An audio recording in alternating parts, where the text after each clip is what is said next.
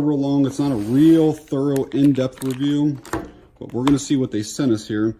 They send these nice little cases. They do not have O-ring seals on them, so they are not waterproof.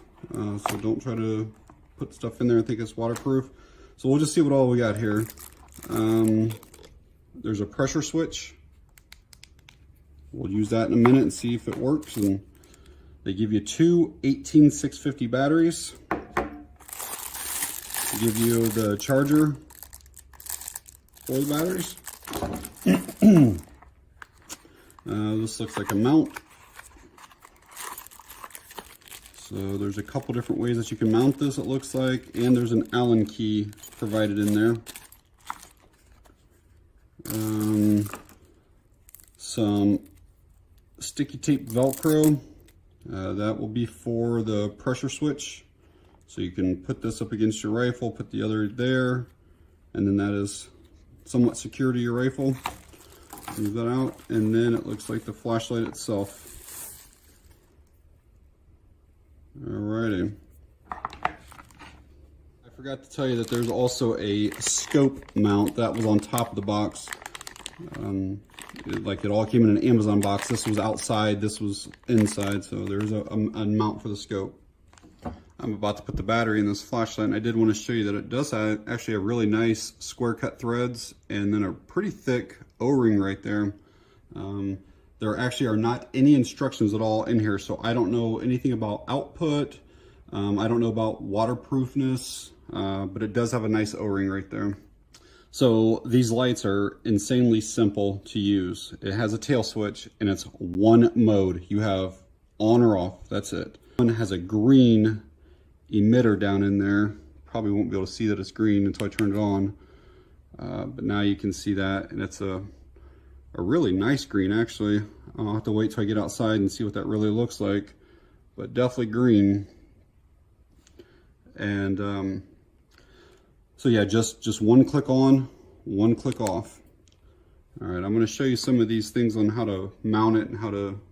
This here is one of the other ways that they give you as a mounting option. So basically it's a scope mount, and it actually does work out pretty well. This whole thing just loosens up, and then you can just clamp it over top of your scope and then clamp the light down in there. My experience says that it's better to have this thing directly in line with the scope. I've actually seen some pictures where people will try to offset them like this here. I'll try to get it somewhat so where it looks about right. So it'll look like this instead, but that adds a lot of weight going this way with your rifle, and shots tend to pull. So I would recommend it up on top. To install the pressure switch, you do get a momentary. So I can just push that, and then when I release, the light goes off. Push, release, it goes off. Or there's another button here that you can press and leave on then. So that's real nice to use the pressure switch to have either way on there. All right, we'll get some nighttime shots, and I will tell you guys how to win this. Again, there's gonna be 5 of them, 5 winners here. All right, guys, outside here with this VASTFIRE. Seeing if I spot anything up in these trees here, and right now I'm not seeing anything, but it'll give you an idea of what this thing looks like here at night. It actually throws a beam several hundred feet. It's kind of got a really tight like hot spot on it,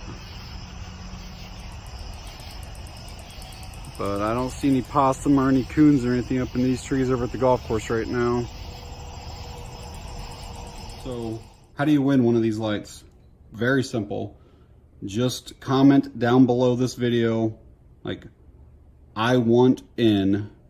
That's all you really have to say. If you want to say, hey, I want in because I'm going to use it for hunting hog, that's great too, but just say I want in. What'll happen